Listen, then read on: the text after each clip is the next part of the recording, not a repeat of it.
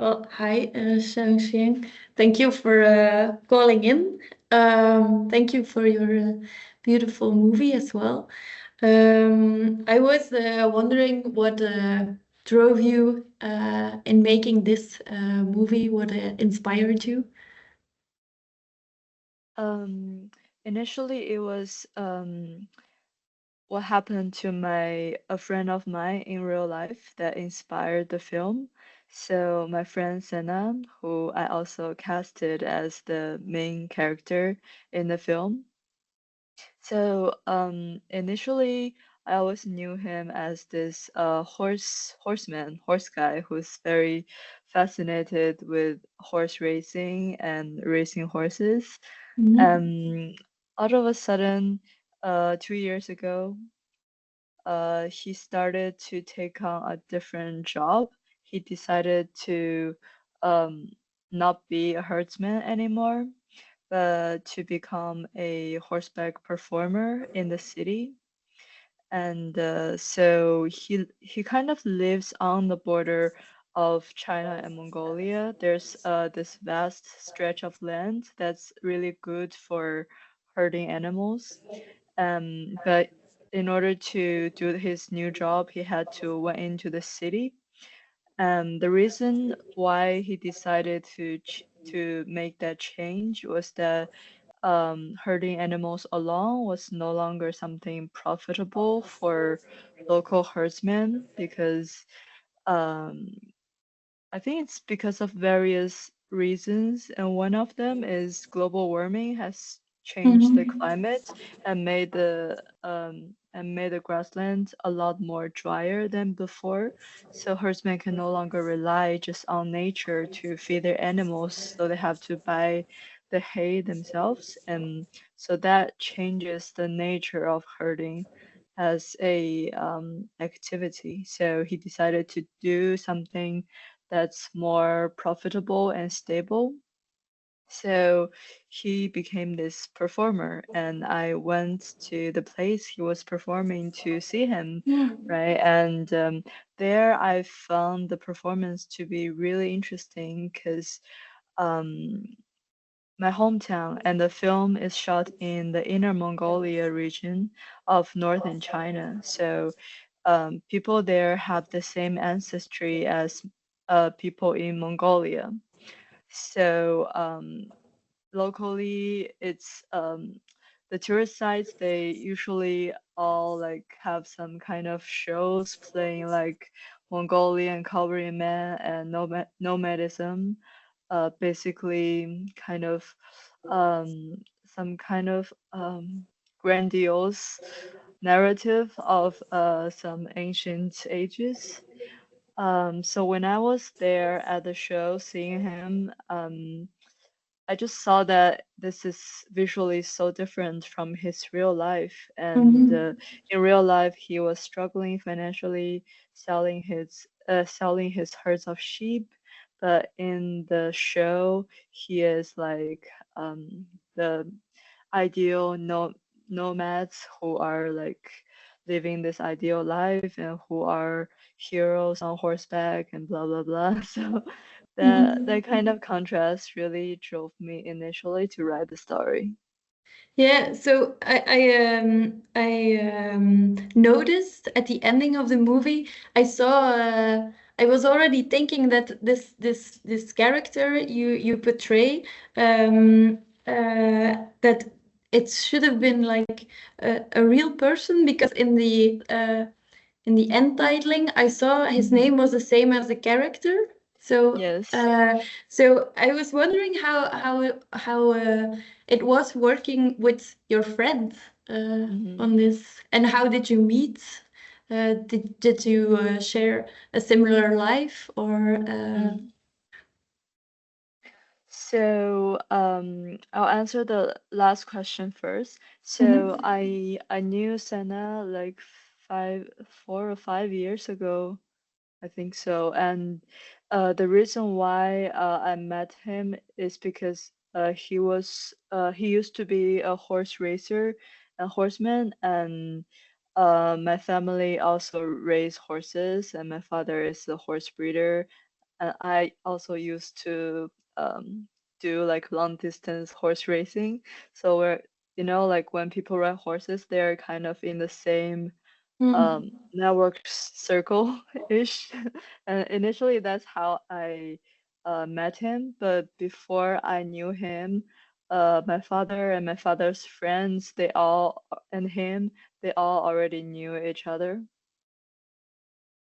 And how was it working together? Because you're friends, but this is like a professional or like an artistic context to be together. How was that? Right. I think for me personally, um, I love the rawness of unprofessional character actors and also kids. So Mm-hmm. I actually enjoy working with them. I think working with people who did not receive professional training in acting, you have to really put in the effort and time and the heart to get to know them and trust them and make them trust you and feel safe on your set. I just think that non-professional actors and children, they cannot lie in front of camera. So you have to really make them trust you. Otherwise, it just wouldn't work like that. Mm-hmm. I was also wondering, when you were younger yourself and also into the horse back riding, did you all already knew that you were going to be a filmmaker and that you were going to make films about this, or did you see other career paths for yourself? So, when I was young, like 5 or 6 years old, that's when I first started writing. And at that time, I was also like a writer in of some sort, even though I was like very young. Mm-hmm. I started around 10 or 12 writing fantasy stories about horses and kingdoms of horses. I think that's all where it all started. I think around that age, I also started to see a lot of movies. A lot of them are Western fantasy films like Narnia and the whole franchise. I think at that time, I just felt that film as a medium is such a perfect medium. It kind of combines writing, music, all the visual arts. And as a kid who grew up writing and loves painting and loves music, it just felt to me that filmmaking is this ultimate medium that that is so much cooler. Mm-hmm. That brings Yeah, those things together. Yeah. yeah. So I was also thinking if there were like certain movies that inspired you. Do you have a favorite movie yourself that you think is recognizable in this one? Mm.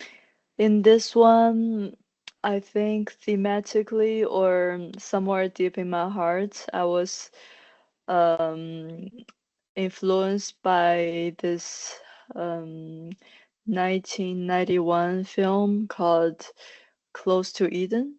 I think Mhm. it was I think it was a Soviet film. Um, the director is like what's his name? I forgot. Nikita Mikhalkov. Yeah, Mhm. and he shot that film actually on the border of China, Mongolia, and Russia in 1991. So that's a very special year. And he shot the film in Inner Mongolia, so somewhere that's within my region. And I kind of, in a way, feel that this film could be a shot back at that film. And but even though it's 33 years apart, Mhm. something about the herdsman, the herding community, and something about living on the grassland. Maybe it didn't change much, but maybe the outside world has changed a lot more. So that one is a heavy influence, and also there's a Mongolian film called Kadak. Kadak. That one is also a influence on this one. Okay, and you said that 1991 was a very special year. How is it? Well, not for me because I wasn't born yet. I just mean Mm-hmm. that the film was made kind of on the verge of USSR and Russia, so that's it was Yeah. shot on the border of three countries, and that's why it felt like a very special situation and location Mm-hmm. and time. Yeah. Yeah. Okay. Then I also have like another question. Like in a fantasy, if you would be able to organize a dinner party with whoever you could invite, people that Mm, inspire you or that like you think you would have very interesting conversations with, mm. who would this dream dinner be with? Who would you talk to? Werner Herzog. Werner Herzog? Okay. It's just a dinner between the two of you. Uh, yeah, because I'm such an introvert, I cannot take more than one person. No, that's nice. And why would you want Yeah. to speak with him? I don't know, because he feels like my ideal grandfather. He just has that vibe. It's not that I Mhm. particularly like his films or anything. It's just his vibe and the way he talks. Yeah, I get it. Yeah. I think yeah, I was also going to ask about the landscape because it's so prominent in your film, how this grassland looks, and I was thinking, what's your personal connection to this land? My personal connection. So I really wanted to shoot the film in maybe like a more beautiful looking season, but I couldn't because Yeah, I was also um thinking that because it's like the grassland, but you yeah, barely see any grass. It's just yes, dry. yeah, it is very dry, and Mhm. usually when you're lucky and it snows, it looks really beautiful for a while, but then after the snow kind of fade away, it's once again looks really barren. And also Mhm. when it's not like summer, the grass also look pretty horrible. But I just feel that even though Inner Mongolia or the Mongolian steppes, for the most part, it was always being promoted for like how green it is or the beauty of it. But I think more time during the whole year, it's either um, too cold or the grass is not green yet. Mhm. But I think that's actually the reality for us locals. And even when during like the long winters, there's no snow and there's always this constant gushing of wind. But still in that kind of barren landscape, you can still find a kind of beauty, but it's not a kind of conventional beauty that you see in cinema often. Mhm. It's Yeah. also like a really harsh beauty, and that also Hmm. matches really well with the story of the film. That this landscape is both something to really admire, but also something that drives the people away from itself. Yes, exactly. Yeah. That's why a lot of people leave for the city. There has to be a reason, right? Mhm. Yeah. Well, then my last question would be, what's something that you would like the public here in Belgium to take away from your film? To take away, I actually don't know what to expect, but it just always feels super amazing when when I know that audiences from a completely different background would want to take the time to get to know a people and a land that's so far away from them and sit in through um, some fragments of other people's life. I just felt that that action itself, it's already really meaningful to me. Yeah, that's really beautiful. Okay, Xiaoxuan, I think this was an amazing conversation. And Yes. thank you very much for making the time. And Thank you I so think, much for having me.